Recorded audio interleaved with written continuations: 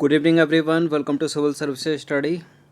Practice set number 468 पर आ जाइए UP PCS के लिए। और इस टेस्ट में हम प्रैक्टिस करने वाले हैं ज्योग्राफी के प्रश्नों पर। तो चलिए स्टार्ट करते हैं। प्लेलिस्ट बना रखी है, वहाँ पर आप टेस्ट नंबर 1 से लेकर 468 तक पहुँच सकते हो और डिस्क्रिप्शन बॉक्स में उसका लिंक दे रखा है। तो क्वेश्चन नंबर 1 पर आ जाइए।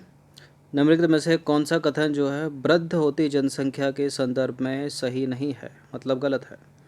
वृद्ध होती जनसंख्या, देखिए यह 20वीं शताब्दी में देखी गई नवीन परिघटना है। ठीक है, वृद्ध जनसंख्या की हिस्सेदारी आनुपातिक रूप से अधिक हो जाती है।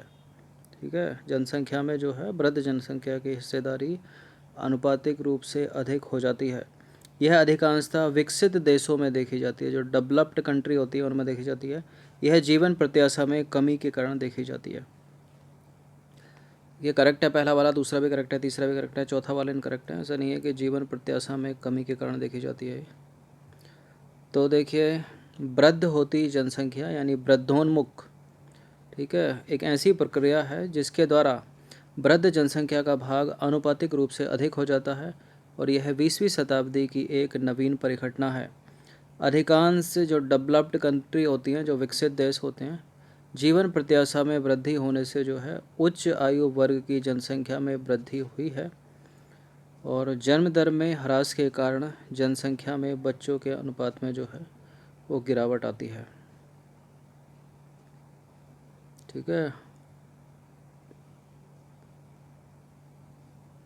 तो कमी लिखा था, इसने गलत था। जीवन प्रत्याशा में वृद्धि होने से, ठीक है, वृद्धि के कारण उच्च आयु वर्ग की जनसंख्या में जो है वो वृद्धि हुई है। क्वेश्चन नंबर 2 पर आ जाइए। दिमाग दौड़ाइए थोड़ा, रीजनिंग वाला। और मैप अगर आपको पता नहीं होगा तो नहीं होगा आंसर ये। यदि आप श्रीनगर से कलकत्ता तक सड़क मार्ग के द्वारा यात्रा कर रहे हैं तो उद्गमित स्थान और गंतव्य स्थान सहित आपको भारत के न्यूनतम कितने राज्यों से होकर गुजरना पड़ेगा। तो आपको पता होना चाहिए कि श्रीनगर कहाँ पर है, पता ही होगा आपको कहाँ पर है। जम्मू कश्मीर में। कलकत्ता पश्चिम बंगाल की कैपिटल है। तो दौड़ाइए दिमाग और बनाइए अपने माइंड में इंडिया का मैप। श्रीनगर सबसे ऊपर है, सरताज।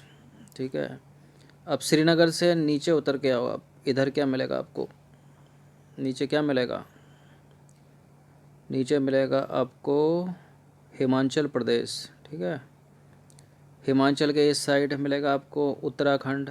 यहाँ यूपी भी लगा है। यूपी के बाद इधर चले जाओ थोड़ा वेस्ट की तरफ। ठीक है, लंबा सा फैला यूपी, यहाँ पे यहाँ तक फैला, ऊपर तो बना दिया है। ठीक है, झारखंड है। झारखंड के बाद नीचे छत्तीसगढ़ है और इधर है जो है ऊपर बिहार भी है, लेकिन बिहार तक जाने की आवश्यकता नहीं है। यहाँ जो है बिहार के नीचे से यूपी जा रहा है और उसके नीचे से निकल जाएगा झारखंड। ठीक है, झारखंड से सीधे यहाँ पर जो है पश्चिम बंगाल आ जाएगा। तो कितने हो गए न्यूनतम, 5 हो गए। ठीक है, देखिए अगर आप जम्मू से, ठीक है, जम्मू कश्मीर से हिमाचल प्रदेश आएंगे, फिर उत्तर प्रदेश आएंगे, तो एक बिना मतलब में एक्स्ट्रा ऐड कर दिया आपने। ठीक है, तो हिमाचल को छोड़ देना, सीधे सीधे हिमाचल, सॉरी उत्तराखंड को छोड़ देना है। कुछ जम्मू से हिमाचल आएंगे, फिर उत्तराखंड आएंगे। जम्मू के बाद हिमाचल, ठीक है, जम्मू हिमाचल, फिर सीधा नीचे उतर के आ जाइए यूपी में। यूपी के बाद आ जाइए झारखंड में। झारखंड के बाद आ जाइए, क्या नाम है, सीधे पश्चिम बंगाल में, तो कलकत्ता। तो 5 हो गए, 1 2 3 4 5। चलिए मैप में दिखा देते हैं। देखिए, तो श्रीनगर से कलकत्ता जाना है अपने को, तो ये हो गया जम्मू कश्मीर। अब जम्मू कश्मीर से आए नीचे हिमाचल, तो हिमाचल के बाद अगर हम उत्तराखंड जाते हैं, फिर उत्तराखंड से यूपी आते हैं। ठीक है, यूपी के बाद कई दिमाग दौड़ा रहे होंगे कि बिहार जाएंगे। ठीक है, बिहार के बाद आगे चले जाएंगे तो मिल जाएगा अपने को पश्चिम बंगाल। ठीक है, तब भी जो है 2 एक्स्ट्रा हो गए, फिर तो कितने हो गए, 1 2 3 4 5 6 हो गए। ठीक है, 1 एक्स्ट्रा हो गया, लेकिन न्यूनतम मार्ग अपने को ढूंढना है, इससे भी ज़्यादा न्यूनतम मिलेगा। जम्मू के नीचे आ जाइए हिमाचल। हिमाचल से सीधे उत्तर प्रदेश भी तो सटा, सीधे यूपी आ जाइए। यूपी के बाद सीधे आ जाइए, ठीक है, बिहार जाने की आवश्यकता नहीं है। हाँ चलिए बिहार चले जाइए। बिहार से भी जो है लाइन मिल तो रही है, सामने बिल्कुल है पश्चिम बंगाल। या नीचे आ जाना, देखिए यहाँ से निकल के झारखंड से और जो है पश्चिम बंगाल में, तो इधर का तो हो जाएगा कवर। यहाँ पे जो है हमको उत्तराखंड को छोड़ देना है, ठीक है। तो 5 ही आएंगे तब भी। तो 2 मार्ग मिलना है, एक बिहार होके और एक झारखंड होके, न्यूनतम वाले 5, 1 2 3 4, ठीक है। उत्तराखंड को हटा दीजिए, 3 4 5 कर लो, या फिर 3 4 5 कर लो, क्योंकि यहाँ से भी आ सकते हैं, यहाँ से भी आ सकते हैं। तो इसका आंसर हो जाएगा ऑप्शन नंबर 1 ए, मतलब 5। तो यदि कोई व्यक्ति श्रीनगर मतलब जम्मू कश्मीर में हो गया, कलकत्ता जाएगा पश्चिम बंगाल, ठीक है, यात्रा करेगा, वह सड़क मार्ग से कम निम्नलिखित राज्यों से होकर गुजर सकता है: जम्मू कश्मीर, हिमाचल प्रदेश, उत्तर प्रदेश, झारखंड और पश्चिम बंगाल, ठीक है। इसके स्लैश में हमको बिहार भी कर देते हैं एक। क्वेश्चन नंबर 3 पर आ जाइए। विगत दशक में भारत के अंतर्राष्ट्रीय व्यापार मार्ग के संदर्भ में निम्नलिखित में से कौन कौन से कथन सही हैं? भारत के निर्यात और आयात दोनों में निरंतर वृद्धि देखी गई है। आयात का मूल्य निर्यात की तुलना में अधिक बना हुआ है। और दोनों के दोनों करेक्ट हैं, दोनों के दोनों गलत हैं। भारत के निर्यात और आयात दोनों में निरंतर वृद्धि देखी गई है, ऐसा तो नहीं है, उतार चढ़ाव रहा है। आयात का मूल्य निर्यात की तुलना में अधिक बना हुआ है, ये दूसरा वाला सही है केवल। तो देखिए, भारत के विदेशी व्यापार की प्रति जो है कुछ वर्षों में परिवर्तित हुई है। हालांकि आयात और निर्यात की मात्रा में वृद्धि हुई है, किंतु आयात का मूल्य जो है निर्यात की तुलना में अधिक बना हुआ है, ठीक है। क्या कह रहा था पहला वाला ऑप्शन? भारत के आयात और निर्यात में निरंतर वृद्धि हुई है, ठीक है। निरंतर वृद्धि नहीं है, हालांकि वृद्धि हुई है लेकिन निरंतर नहीं। ये देख सकते हो आप नीचे टेबल, ठीक है। एक्सपोर्ट इम्पोर्ट, तो यहाँ 4 से 5 देख लीजिए, फिर 9 से 10, 13 14 देख लीजिए, 16 17।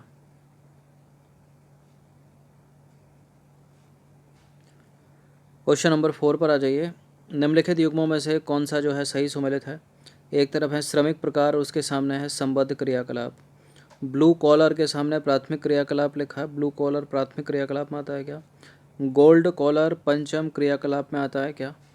और रेड कॉलर औद्योगिक श्रमिक, और वाइट कॉलर पंचम क्रियाकलाप।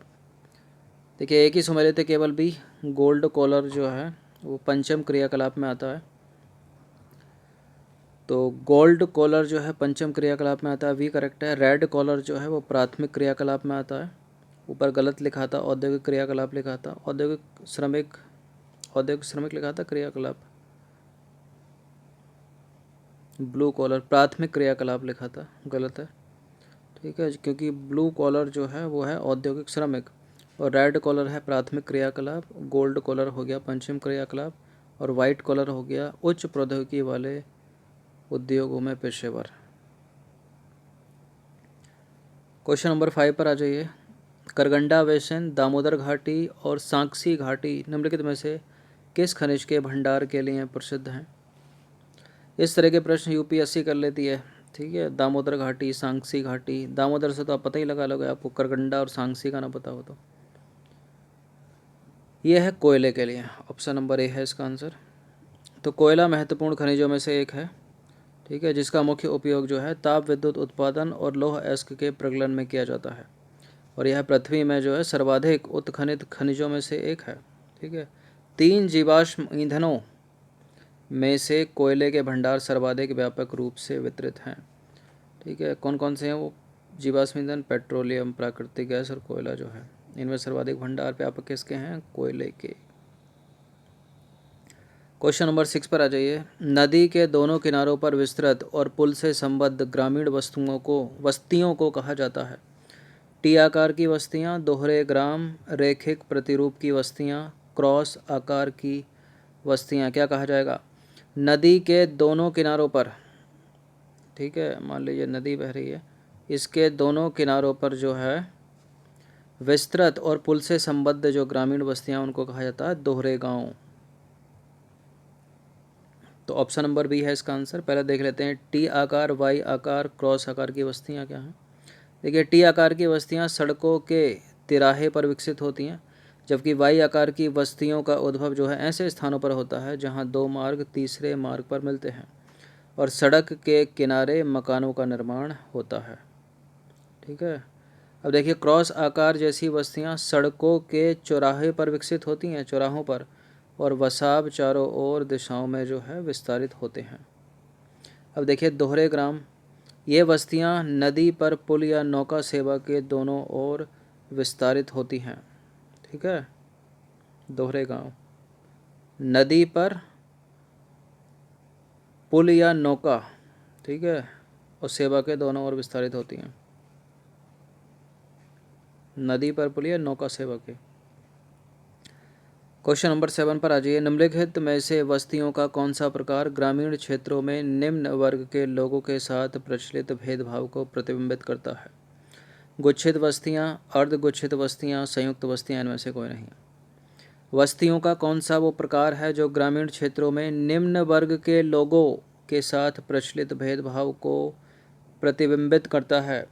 अर्धगुच्छित बस्तियां, ऑप्शन नंबर बी।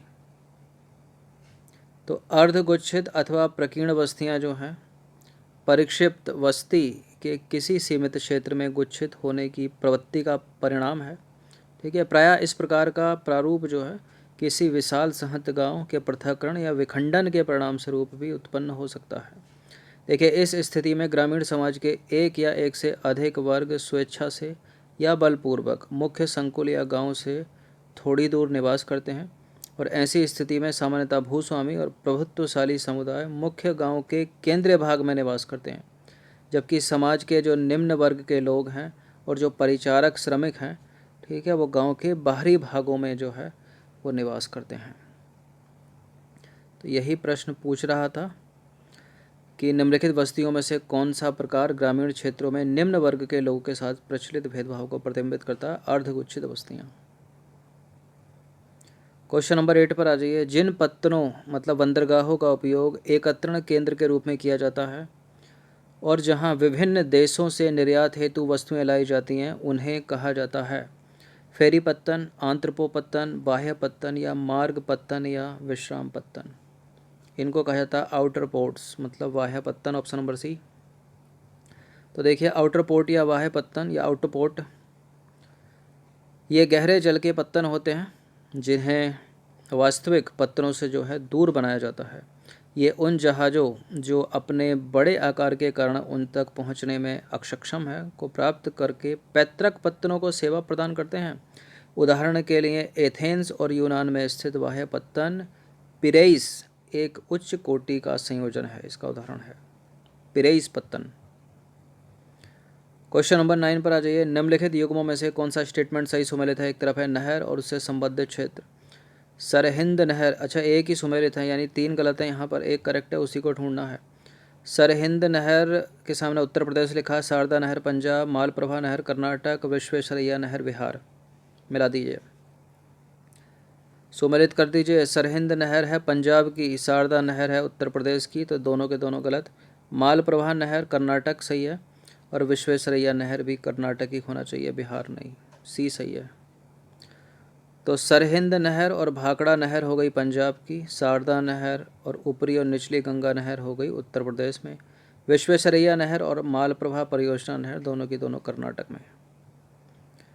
प्रश्न क्रमांक संख्या 10 पर आ जाइए। निम्नलिखित में से रेशम की किस्म से कौन सी किस्म से सबसे अधिक प्राकृतिक तौर पर रेशम का उत्पादन होता है? बताइए। मलबरी, इरी, टसर या मूंगा? मलबरी, इरी, टसर या मूंगा? मूंगा नहीं, टसर नहीं, इरी नहीं, मलबरी हाँ। तो देखिए, रेशम यानी सिल्क प्राकृतिक प्रोटीन से बना रेशा है, और रेशम के कुछ प्रकार के रेशों से जो है वस्त्र बनाए जा सकते हैं।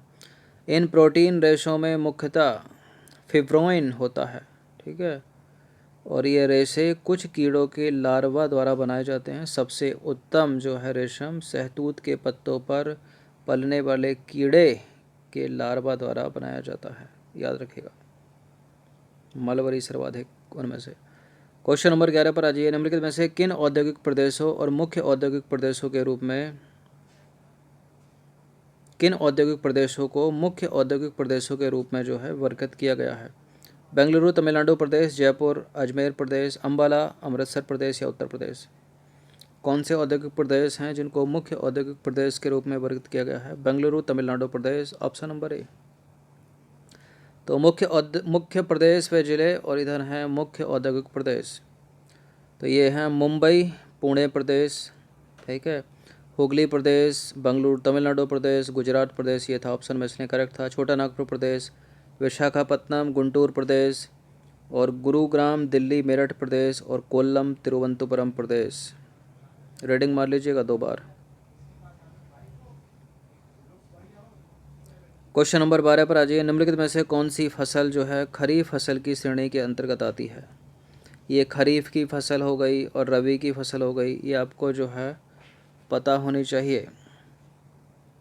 देखिए गेहूं यहाँ पर जो है वो रबी की फसल है, ठीक है, मटर जो है वो रबी की फसल है, सरसों रबी की फसल है, कपास मूंगफली ये खरीफ की फसल है। तो अपना आंसर हो जाएगा क्या? Option number B. तो खरीफ की फसलें जो है मानसून के मौसम से संबंधित है। इन्हें जून जुलाई के माह में बोया जाता है और शरदकालीन, ठीक है, माह में अर्थात सितंबर अक्टूबर में काटा जाता है। चावल, ज्वार, मक्का, कपास, तूर, रागी, बाजरा, गन्ना और जूट जो है महत्वपूर्ण खरीफ की फसलें हैं। रबी की फसलों को अक्टूबर दिसंबर के मध्य की अवधि में बोया जाता है तथा अप्रैल मई में इनको काटा जाता है। और गेहूं हो गया, मटर हो गया, दलहन, सरसों, ठीक है, सफ़ेद सरसों, ये सब जो है रबी की फसलें हैं।